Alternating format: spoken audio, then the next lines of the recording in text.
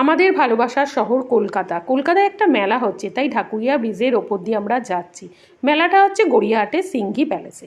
রাস্তায় প্রচুর জ্যাম ঠেলে আমরা মেলায় অবশেষে এসে পৌঁছালাম। মেলার ভেতরে ঢোকার আগে সিগনেচার করে ঢুকতে হয়। মেলাটায় ঘোরার সময় কিন্তু গরম লাগবে না, কারণ এখানে এসি আছে।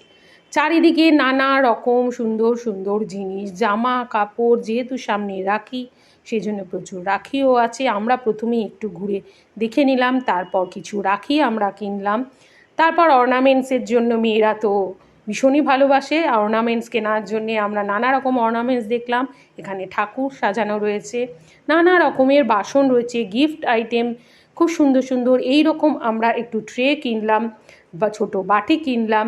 বাসন দেখলে সবারই মেয়েদের একটু জিনিস কিনতে ইচ্ছা করে, তো বাসন কোসনও আমাদের কেনা হয়েছে। কিছু কিছু অর্নামেন্টসও কিনেছি।